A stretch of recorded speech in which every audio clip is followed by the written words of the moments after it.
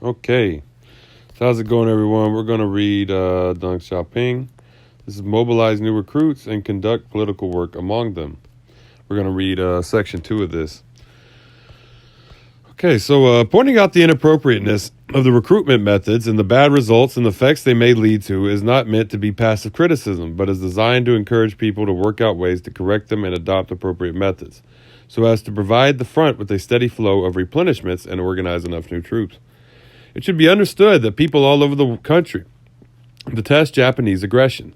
So long as we adopt the appropriate methods of recruitment and persuade and arouse the people, they will surely rid themselves of unhealthy attitudes and with great determination and courage go to the front or encourage their husbands, sons, or brothers to do so, to fight for the glorious cause of national liberation.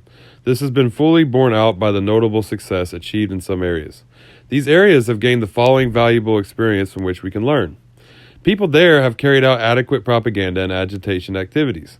They have made use of various means of propaganda: opera, songs, wall newspapers, mass meetings, brief lectures, private talks, and so forth.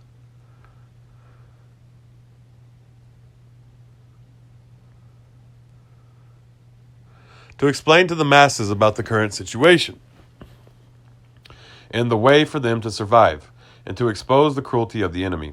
This widespread and thorough publicity promptly aroused the enthusiasm of the masses to fight the Japanese aggressors, and they volunteered to join the army. This method of recruitment has proved far more effective than coercion. People there have united with anti-Japanese activists and persons respected by the masses, not careerists who are out for power and money, in order to carry out recruitment with their help, which has yielded very good results.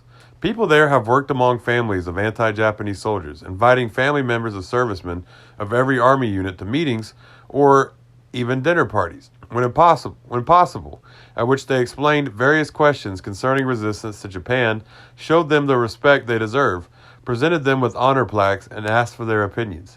When difficulties arose, people there asked the local governments and mass organizations for help. In this way, everyone considered the families of anti-Japanese soldiers to be example to follow, and many commendable wives, parents, and older brothers have come forward to send their husbands, sons, and younger brothers to the army. People there have urged local governments and mass organizations to coordinate efforts in publicizing the need to recruit new soldiers and giving them encouragement and warmly sending them to the front.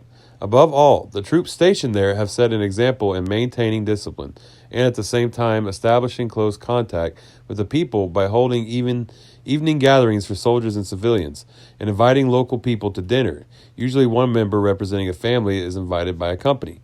All this has made a deep impression on the people, dispelling their fear of the army, exploding the myth that a good man doesn't join the army, and making it easier for the government and army to enlist recruits.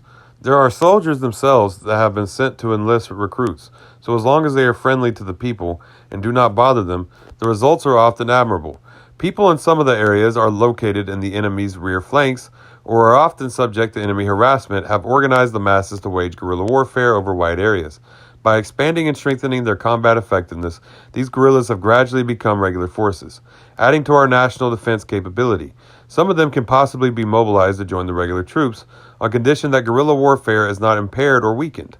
This approach is extremely important today, when many parts of our territory have become enemy rear areas, since it not only serves to strengthen our national defense troops, but also is of great strategic significance in a protracted war of resistance.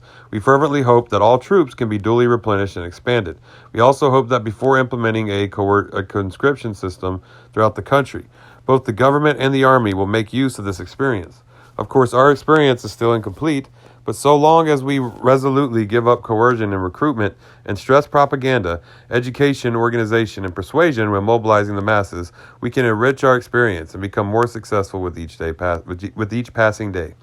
Okay, so that is Deng Xiaoping. Mobilize new recruits and conduct political work among them. Pretty good stuff.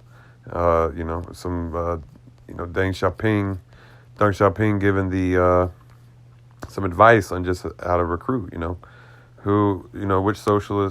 kind of socialists wouldn't want that kind of advice.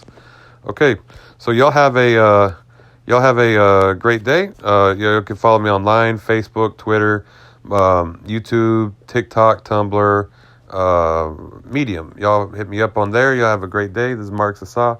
Follow me online there. Dodada Goi.